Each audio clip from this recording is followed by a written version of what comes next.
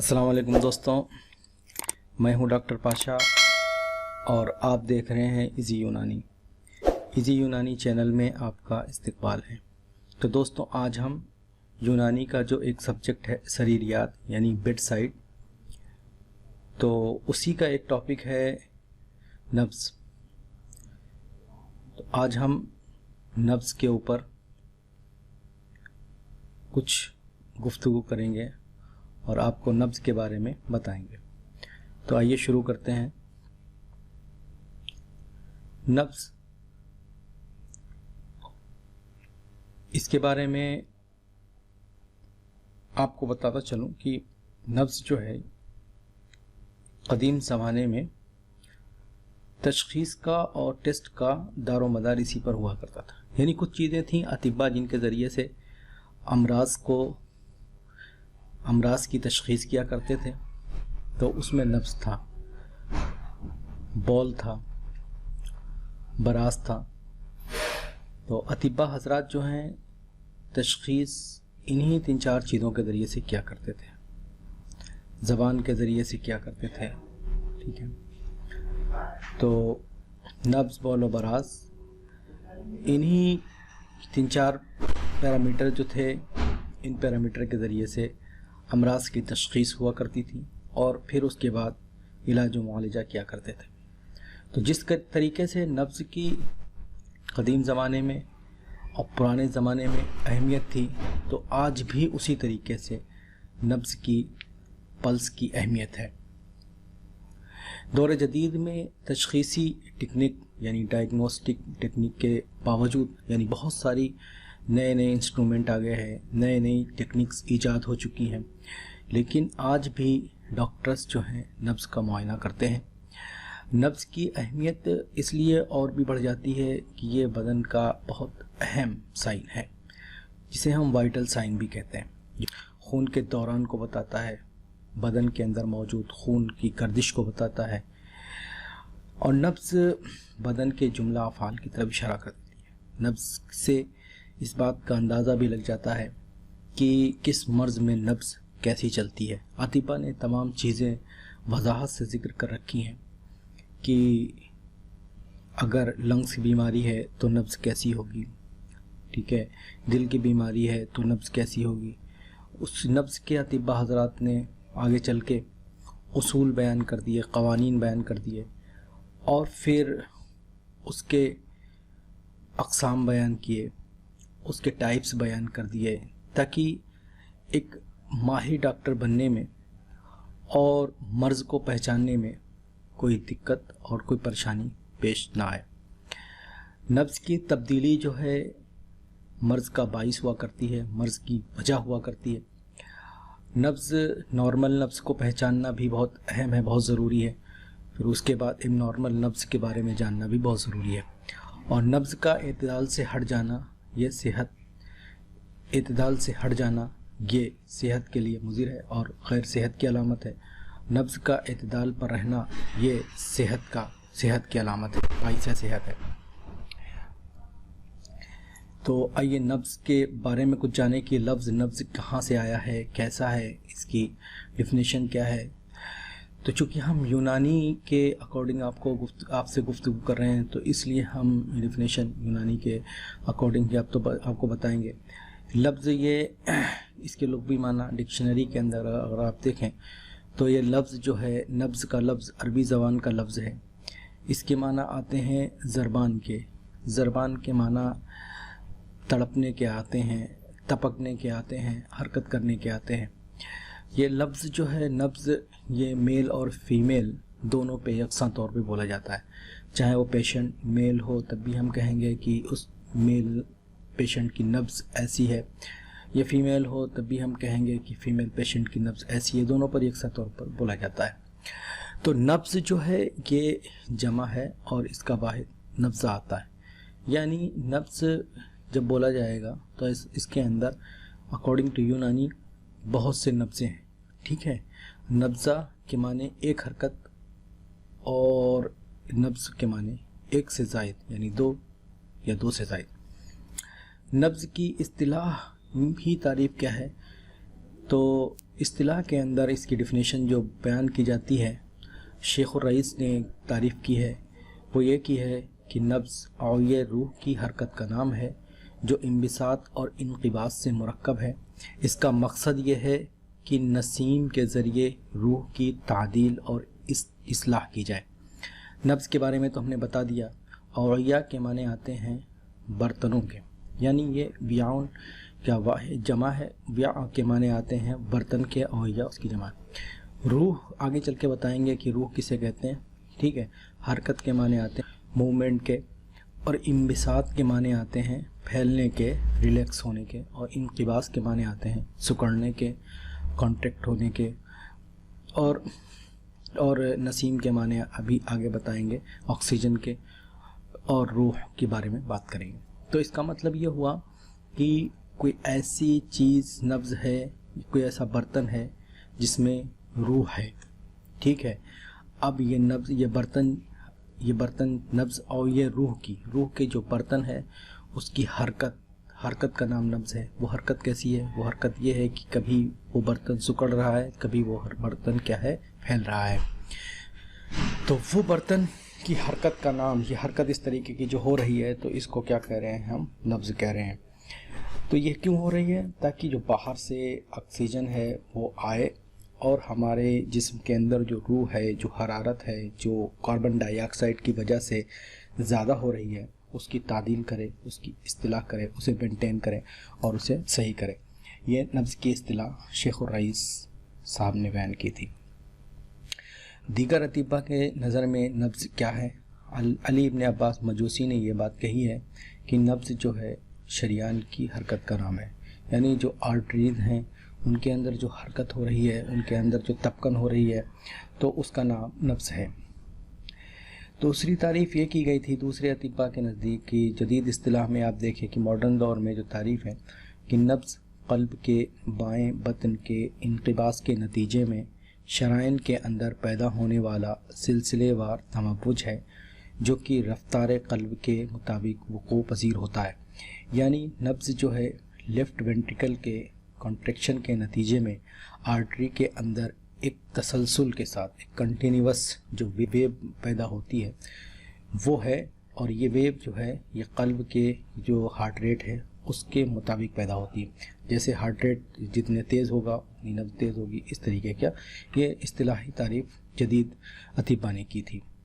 تیسری تعریف اور تیسری ڈیفینیشن یہ ڈارلن نے کی تھی کہ کسی شریان کا انقباض اور انبساط، یعنی آرٹری کا سکڑاؤ اور پھیلاؤ جو انگلیوں سے محسوس کیا جائے، وہ کیا کہلاتا ہے؟ نبض کہلاتا ہے۔ تو یہ مختلف ڈیفینیشن تھی، خلاصہ کلام یہ نکلا کہ نبض شریان کی حرکت کا نام ہے۔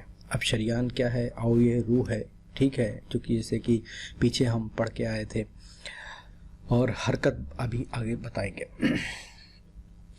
اصطلاحی تعریف میں جو ہم نے پہلے ہی کچھ الفاظ کی تشریح کر دی تھی، اور آگے یہ الفاظ کی تشریح ہے۔ اوعیہ بتایا یہ کی جمع ہے، بہووچن ہے، اس کا واحد ویعون آتا ہے جس کی معنی برتن کے آتے ہیں۔ روح کی ایک لفظ آیا تھا، اس سے مراد ایک لطیف بخاری جسم ہے، ٹھیک ہے، جو کہ لطیف اخلاق سے پیدا ہوتا ہے۔ اوعیہ روح سے مراد کیا ہے؟ اوعیہ روح سے مراد شریان ہے، یعنی آرٹریز ہیں۔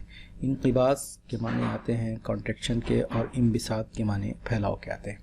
ایک لفظ آیا تھا نسیم، ٹھیک ہے، نسیم آکسیجن جو کہ ہوا کا ایک اہم جز ہے، جب یہ لنگس پھیپھڑوں کے ذریعے جذب ہو کر خون میں شامل ہو جائے تو یہ روح کہلاتا ہے۔ اسی کے بارے میں آیا تھا کہ لطیف بخاری جسم ہے، ٹھیک ہے، جو لطیف اخلاق سے پیدا ہوتا ہے۔ ایک لفظ آیا تھا حرکت، تو اس کے کافی اطباء نے جو لفظ نبض کے اندر حرکت آیا کہ نبض حرکت کرتی ہے، تو یہ حرکت کیسی ہوتی ہے، یعنی یہ موومنٹ اس کا کیسا ہوتا ہے، چونکہ کتابوں کے اندر موومنٹ کی 4 قسمیں ہوتی ہیں۔ موومنٹ جو ہوتا ہے یہ آپ دیکھیے پلیس بدل جاتا ہے، کبھی پوسچر بدل جاتا ہے، کبھی کسی چیز کی کوانٹٹی بدل جاتی ہے نا، کسی کی چیز کی کوالٹی بدل جاتی ہے۔ تو یہی 4 طریقے ہیں بدلنے کے، تو یہی اس 4 طریقوں میں حرکت جو ہو رہی ہے، موومنٹ ہو رہا ہے، آیا وہ پلیس بدل رہا ہے، آیا وہ پوسچر بدل رہا ہے نبض کا، یا نبض کے اندر موجود کچھ جو مادہ ہے یا جو میٹر ہے اس میں کیفیت میں یا کمیت میں کمی زیادتی ہو رہی ہے۔ تو اس کو یونانی میں اس طرح بیان کیا گیا ہے کہ حرکت کی 4 طرح کی ہوتی ہے: حرکت عینیہ یا مکانیہ، حرکت وضعیہ، ٹھیک ہے، حرکت کمیہ اور حرکت کیفیہ۔ حرکت عینیہ یا مکانیہ وہ حرکت ہے جس میں جسم متحرک، یعنی جو بھی جسم حرکت کرنے والا ہے اس کا مکان بدلتا رہتا ہے، اس کا پلیس بدلتا رہتا ہے۔ جیسے چلنے کی حرکت، ایک انسان چلتا ہے، ٹھیک ہے، تو انسان جو ہے وہ جسم متحرک ہے، اب چلنے سے اس کی حرکت بدل رہی ہے، تو یہ بھی حرکت ہے، ٹھیک ہے۔ دوسری حرکت، دوسری قسم ہے حرکت وضعیہ۔ وہ حرکت ہے جس میں جسم متحرک مکمل طور پہ بدلتا نہیں ہے، صرف وضع بدلتی ہے۔ جیسے چکی کی حرکت، چکی اپنی جگہ پہ رہتی ہے لیکن اس کا ایک وضع بدلتی رہتی ہے، ٹھیک ہے۔ جیسے کہ مان لیجئے کوئی آدمی پی ٹی کر رہا ہے، کسرت کر رہا ہے، ایک جگہ پہ کھڑا ہو کے اپنے ہاتھ پاؤں ہلا رہا ہے، تو ہاتھ پاؤں کی وضع بدل رہی ہے لیکن اس کی جگہ نہیں بدل رہی ہے۔ تیسری حرکت کی قسم جو ہے حرکت کمیہ ہے، ٹھیک ہے، جس میں کمیت کا مطلب مقدار کہتے ہیں، کوانٹٹی کہتے ہیں، وہ ہے جس میں کسی چیز کی اضافہ یا کمی ہو جائے، ٹھیک ہے۔ اس میں یہ بھی حرکت ہے جیسے نبات کا نمو، بڑھنا، اس کا ایوولوشن، اس کا بڑھ جانا، بڑا ہو جانا، گرو ہو جانا، جو باہر سے کسی چیز کے اضافے سے ہوتا ہے لیکن جگہ نہیں بدلتی ہے۔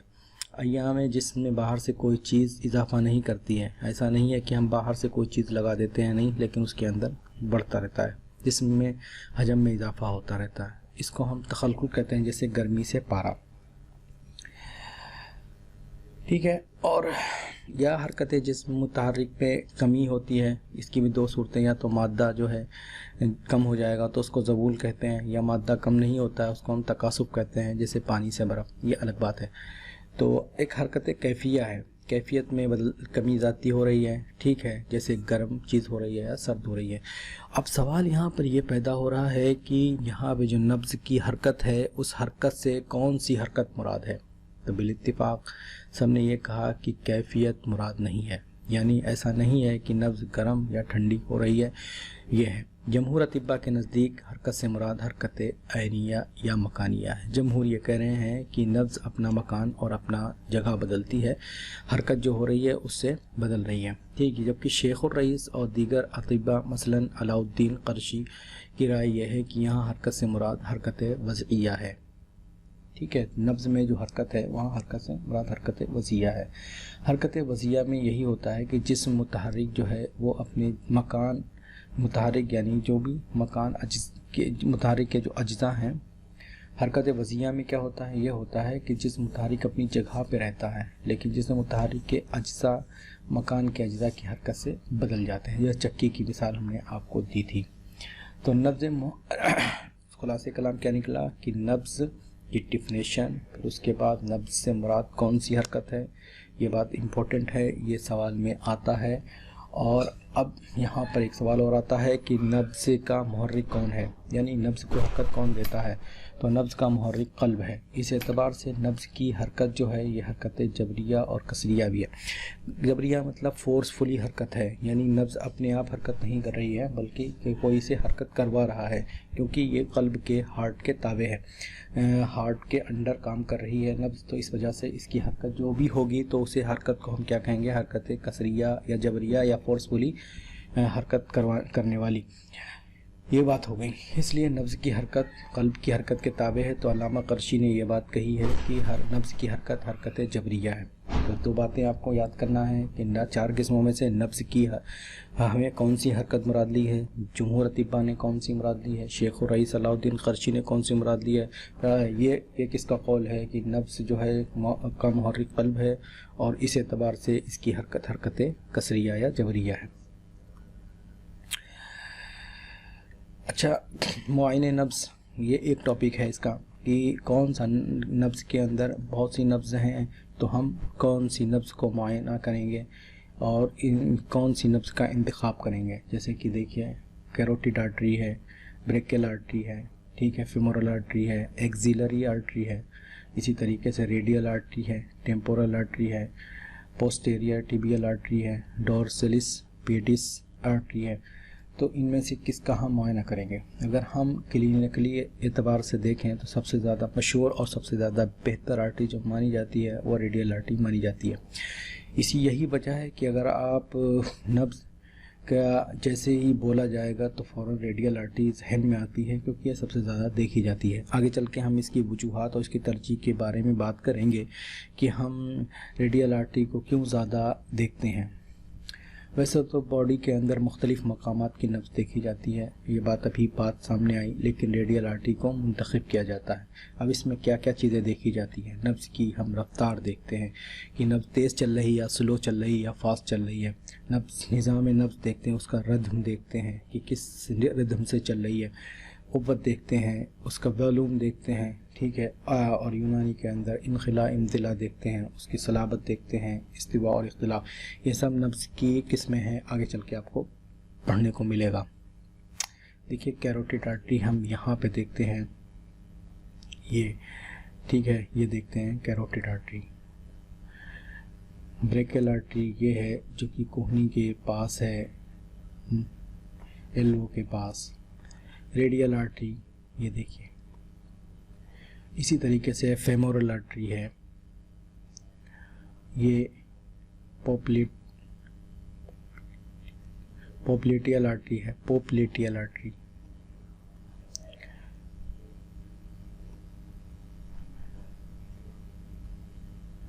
اب ہم جو ریڈیل آرٹری دیکھتے ہیں اس کی کیا وجوہات ہیں، ہم انہیں اس کو ترجیح دی ہے. تو شیخ نے کچھ باتیں کہی ہیں، وہ میں آپ کو بتا دیتا ہوں کہ اس کو دیکھنے میں چھونے میں آسانی ہوتی ہے، ٹھیک ہے. کلائی کا گوشت کم ہوتا ہے تو یہاں پر یہ آرٹری نمایاں ہوتی ہے، اچھے سے دیکھی جا سکتی ہے. اس رگ کا قلب سے راستہ براہ راست ہوتا ہے، کیونکہ یہ قلب جو بھی نبض ہوتی ہے وہ قلب کے تابع ہوتی ہے. تو جس کا رابطہ سیدھا ہو تو تعلق صحیح ہو تو اس میں زیادہ اچھے سے دیکھی جا سکتی ہے. اس رگ کی وضع یعنی پوسچر درست ہوتا ہے، ٹھیک ہے. انگلیاں اچھے سے اس پہ بیٹھ جاتی ہیں، اور یہ بات ہے اس کو کھولنے میں کسی کو دقت بھی نہیں ہوتی ہے. کوئی پیشنٹ فیمیل ہے تو بھی آرام سے دکھا سکتا ہے، کوئی میل ہے تب بھی دکھا سکتا ہے. اچھا، اور شریان بخارات دخان سے خالی بھی ہوتی ہے، یہ بخارات اور وغیرہ سے خالی ہوتی ہے. اور یہ ہے کہ یہ کافی کشادہ ہوتی ہے، اس سے قلب کا حال اچھے سے معلوم ہو سکتا ہے. تو یہ تمام وجوہات تھیں جس کی بنا پر ہم یہ ہم نے جو ہے ریڈیل آرٹری کو کیا ہے چنا ہے. وہ کون کون سے فیکٹر ہیں جو نبض پر اثر انداز ہوتے ہیں؟ جیسے ایج ہے، عمر کے اختلافات سے نبض کی حرکت مختلف ہوتی رہتی ہے. بچوں میں کچھ ملے گی، بڑوں میں کچھ ملے گی، بوڑھوں میں کچھ ملے گی. اور جنس کے اعتبار سے بھی نبض میں کیا ہے فرق رہتا ہے. ورزش کے اعتبار سے بھی کوئی زیادہ ورزش کر لیتا ہے تو الگ، فیور کے اعتبار سے، میڈیسن کے اعتبار سے، بدن خون کا اخراج اگر زیادہ ہو گیا تو نفسیاتی دباؤ بھی، قلب کی بیماری کے اعتبار سے بھی کیا ہے نبض میں فرق ملتا ہے. نبض کے معائنے کے طریقے جو ہیں وہ مختلف ہیں. ایک انگلی سے بھی نبض دیکھی جاتی ہے، کلمہ کی انگلی سے نبض دیکھتے ہیں، اور یہ کلمہ کی تیسری انگلی جو ہے اس کو کلائی کی طرف رکھتے ہیں، جس میں پورا جو ہوتا ہے وہ کلائی کی طرف ہوتا ہے، اور جو ہاتھ جو ہے وہ انگوٹھے کی طرف ہوتا ہے. اس سے بہت اچھی طریقے سے نبض دیکھی جا سکتی ہے. جو نبض کے تمام اجزاء ہیں وہ اچھے سے ہاتھ یا انگلی کے اندر سیٹ ہو جاتے ہیں، اور اس سے جو ہے پورا نبض کا دباؤ اور نبض کی رفتار اور نبض کی نظام سب پتہ چل جاتا ہے. 3 انگلیوں سے نبض کو دیکھتے ہیں. یہ طریقہ جو ہے بہت جگہوں پر رائج ہے، ہندوستان میں بہت زیادہ رائج ہے. اکثر اطباء اسی طریقے سے نبض دیکھتے ہیں، اور یہ اس میں جو ہے 3 انگلیوں میں حس زیادہ ہوتی ہے تو پتہ چل جاتا ہے. نبض کے الگ الگ جو جز ہیں وہ معلوم ہوتے رہتے ہیں. 4 انگلیوں سے بھی نبض دیکھی جاتی ہے. اس میں یہ ان لوگوں میں زیادہ دیکھتے ہیں جن کا نبض جو ہے طویل ہوتی ہے. نبض طویل ایک نبض کی قسم ہے، آپ پڑھیں گے. مریض کے دونوں ہاتھوں کی عموماً بعض طبیب دونوں ہاتھوں سے دیکھتے ہیں، بائیں ہاتھ کی بائیں ہاتھ سے، ایک ہاتھ کی یعنی مریض کے دونوں ہاتھوں کی عموماً بعض طبیب ایک ہاتھ یعنی دائیں ہاتھ سے محسوس کرتے ہیں. بعض مریض کے دائیں ہاتھ کی نبض اپنے دائیں ہاتھ سے اور بائیں ہاتھ کی نبض بائیں ہاتھ سے. دوست دیکھیے یہ 4 انگلیوں سے نبض ہے. میں نے بتایا تھا کہ یہ ایک انگلی سے نبض اس طرح دیکھی جائے گی، کلائی کی طرف رہے گا پورا جو ہے انگلی کا 3 انگلیوں سے اس طریقے کی دیکھی جائے گی۔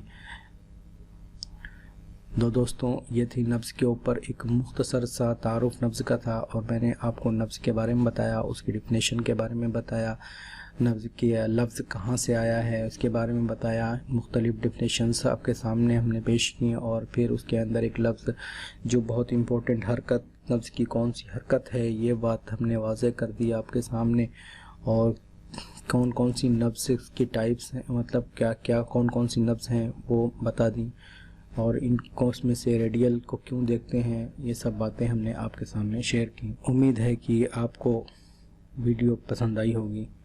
جزاک اللہ، شکریہ۔